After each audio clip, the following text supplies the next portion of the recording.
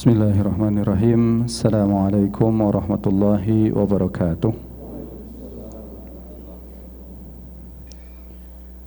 Alhamdulillah, wassalatu wassalamu ala rasulillah wa ala alihi wa ashabihi wa mawalah. Asyhadu an la ilaha illallah wahdahu la syarika lah wa asyhadu anna Muhammadan abduhu wa rasuluh alladzi la nabiyya ba'dah. Alhamdulillah, jamaah salat subuh Masjid Darus Sa'adah yang dimuliakan oleh Allah Subhanahu wa taala.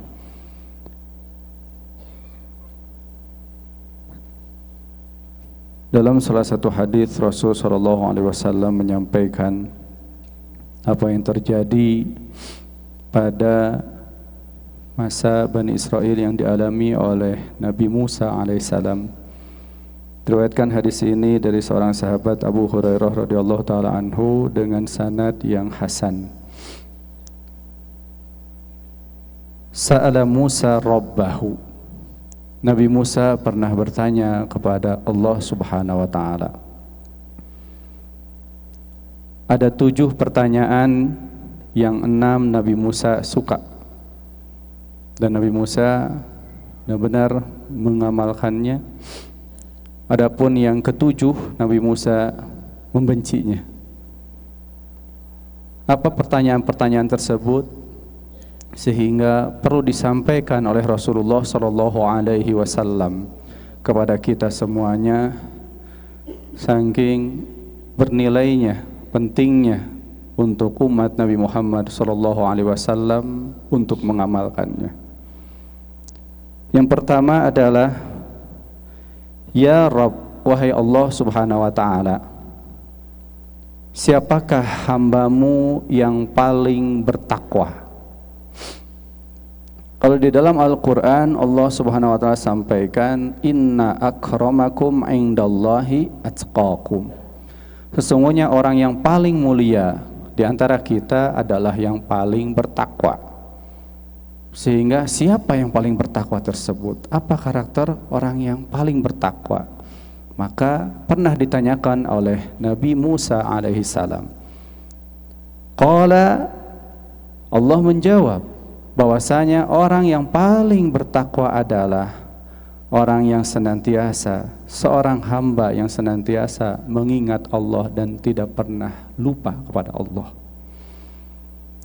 Porsi di dalam waktu yang Allah berikan selama 24 jam, dia lebih banyak mengingat Allah dibandingkan lupa kepada Allah. Maka suatu ketika Rasulullah pernah ditanya, wahai Rasul, puasa atau seorang yang puasa yang paling besar pahalanya itu seperti apa? Orang puasa paling besar pahalanya. Rasulullah menjawab, yang paling banyak mengingat Allah ketika puasa. Karena percuma ketika kita sholat, kita hanya mengingat Allah ketika takbiratul ihram saja, atau pas di akhir saja. Karena yang diharapkan adalah setiap hembusan nafas kita, terutama di dalam sholat dan ibadah-ibadah yang lainnya dan saum, ini terus mengingat Allah Subhanahu wa ta'ala. Bahkan Allah Subhanahu wa ta'ala memerintahkan kepada kita, fadhkuruni adzkurkum. Maka ketika kita lupa, di situ Allah tidak mengingat kita. Ketika kita ingat, Allah ingat kepada kita. Kemudian yang kedua, siapakah hambamu wahai Allah yang paling mendapatkan petunjuk? Allah menjawab, hambaku yang paling mendapatkan petunjuk adalah yang mengambil petunjuk tersebut, yang mengikuti petunjuk tersebut, yang memaksimalkan taatnya kepada pedoman-pedoman Al-Quran, yang menjadikan Al-Quran petunjuk kehidupan yang seutuhnya. Karena masih ada orang yang masih pilih-pilih, yang ini nantilah ketika umur sekian, yang ini nanti. Apakah ada jaminan dia bisa untuk mengamalkannya di umur yang dia telah rencanakan? Tentu tidak ada. Maka orang yang paling mendapatkan petunjuk adalah orang yang mengikuti petunjuk tersebut. Kemudian yang ketiga, Wahai Allah, siapakah hambamu yang paling bijak, yang paling adil? Allah menjawab, hambaku yang paling adil adalah dia yang menghukumi untuk orang lain seperti dia menghukumi untuk diri sendiri. Rasulullah pernah tegaskan, andaikan Fatimah mencuri, aku yang akan memotong tangannya. Tidak ada perbedaan di hadapan hukum-hukum Allah Subhanahu wa taala. Meskipun itu adalah putri dari Rasul sallallahu alaihi wasallam, tidak ada nepotisme. Tetap dijalankan. Justru itulah yang menjadikan keberkahan pada siapa yang dipimpinnya. Menjadi keberkahan pada tempat, menjadi baldatun thayyibun wa rabbun ghafur. Karena apa? Pemimpin yang adil. Kita ketahui dari 7 golongan yang akan mendapatkan naungan kelak pada hari akhir, yang tidak ada naungan kecuali hanya naungan dari Allah Subhanahu wa taala. Yang pertama diposisikan adalah al-imamul adil, pemimpin yang adil. Bagaimana seperti kita? Ya, ada mungkin yang memiliki karyawan, tetap harus adil. Bahkan andaikan posisi kita sebagai karyawan, kita sama menjadi pemimpin keluarga, adillah di hadapan para anak-anak kita. Tidak ada perbedaan. Kemudian berikutnya, fa ayyu ibaduka a'lam, yang keempat, wahai Allah, siapakah hambamu yang paling berilmu? Siapa yang paling berilmu? Bukan yang paling pintar. Ya, karena banyak orang dengan kepintarannya menipu orang. Yang paling berilmu, yang paling berilmu kata Allah Subhanahu wa taala, yaitu yang tidak pernah puas dengan ilmu. Dia senantiasa mengumpulkan ilmu-ilmu dari orang-orang yang ada di sekitarnya, siapapun itu, tidak pandang bulu. Karena ada seorang ketika dia sudah tinggi secara akademiknya, punten, tidak mau mendengar kepada orang yang berada di bawah level akademiknya. Orang yang berilmu adalah orang yang tidak pernah puas dengan ilmu yang Allah tebarkan di atas muka bumi ini. Subhanaka la ilma lana illa ma 'allamtana innaka antal alimul hakim. Allah lah yang maha mengetahui dari segala yang ada di atas muka bumi ini. Kita ini hanya sedikit. Kemudian fa ayyu ibaduka a'azzu, katanya, wahai Allah, siapakah hambamu yang paling kuat?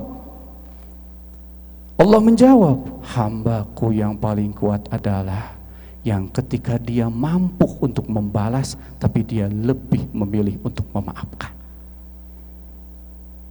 Ketika seorang bawahan marah kepada atasan, diam saja, tidak berani untuk melakukan apa-apa.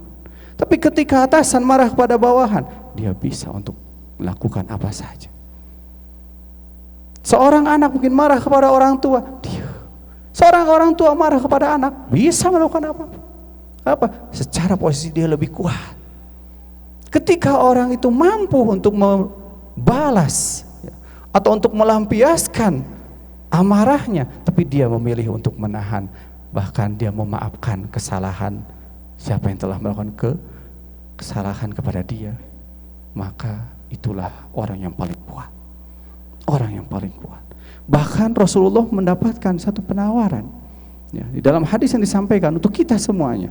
Dalam salah satu hadis Rasulullah SAW, barang siapa dari seorang hamba dia menahan amarahnya, padahal dia bisa untuk meluapkannya, ya, dengan mungkin gerakan tangannya, ya, mulutnya dan lain sebagainya, tapi dia lebih apa? Menahan dan memaafkannya. Maka kelak orang tersebut akan dipanggil di hadapan para semua manusia, wahai fulan bin fulan, berdirilah, kemarilah. Itu satu penghargaan disampaikan Rasulullah SAW. Ini tawaran untuk kita semuanya. Kemudian apa yang akan Allah berikan penghargaan tersebut? Akan Allah berikan satu pemilihan bebas, silahkan pilih bidadari mana saja yang diinginkan. Masya Allah. Ya. Para jamaah yang dimuliakan oleh Allah Subhanahu wa Ta'ala. Kemudian yang keenam, yang terakhir yang disukai oleh Nabi Musa alaihissalam, wahai Allah, siapakah hambamu yang paling kaya? Allah menjawab, yang paling kaya adalah yang ridho atas apa yang aku berikan, yang ikhlas menerima atas apa yang Allah berikan. Itulah orang yang paling kaya. Orang yang paling kaya adalah orang yang kaya dengan hatinya dengan qanaah, sifat qanaah. Sebaliknya yang ketujuh, ini yang tidak disukai oleh Nabi Musa. Siapakah hambamu yang paling miskin? Hambaku yang paling miskin, yang paling fakir adalah dia yang senantiasa terus merasa kekurangan, terus kurang dan kurang. Diberikan ini tetap kurang, berikan ini tetap kurang. Karena Rasul Shallallahu Alaihi Wasallam sampaikan, manusia itu anak cucu Adam. Andaikan anak cucu Adam itu diberikan atau dia memiliki 2 lembah dari emas, dia pasti akan meminta lembah ketiga. Terus seperti itu. Ketika tidak dibarengi dengan apa? Ridho atas apa yang disebut dengan takdir yang Allah telah tetapkan. Terus akan minta keempat, kelima, sampai kapan? Sampai mulut dimasuki oleh tanah baru diam. Sampai dia mati, dia meninggal, disitulah sudah tidak ada lagi hasrat untuk dunia. Nauzubillah. Kemudian Rasulullah SAW sampaikan, waqala Rasulullah, ini perkataan Rasulullah, tidak menanggapi apa yang disampaikan dari pertanyaan-pertanyaan Nabi Musa alaihissalam. Faqala Rasulullah SAW, laisal ghina an dhahrin. Kaya itu bukan dari apa? Nampaknya. Apa yang dia pakai, apa yang dia kendarai, bukan itu. Dari rumah, bukan. Akan tetapi innamal ghina ghina nafs. Kaya itu kaya hati, kaya jiwa, kaya amalan-amalan lisannya dengan zikir, kaya amalan-amalan telinganya dari mendengar yang hal-hal yang diridhai oleh Allah Subhanahu wa Ta'ala, matanya menjaga dari segala pengharaman-pengharaman yang Allah tetapkan, hatinya tidak ada sifat-sifat yang buruk. Itu kekayaan yang sebenarnya, bukan nampak dari luar ya, tapi di dalam.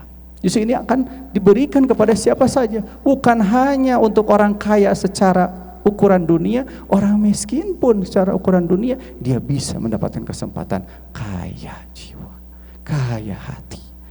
Kemudian Rasulullah, wa idza aradallahu bi abdin khairan, apabila Allah Subhanahu wa taala menginginkan untuk seorang hamba kebaikan, ja'ala ghinahu fi nafsih, maka Allah akan menjadikan kekayaan pada dirinya. Itu tanda Allah ingin kebaikan kepada kita. Apakah Allah ridho atas apa yang Allah berikan kepada kita? Lihat, ukur diri kita. Kita sudah bersyukur atas segala nikmat yang Allah berikan atau tidak?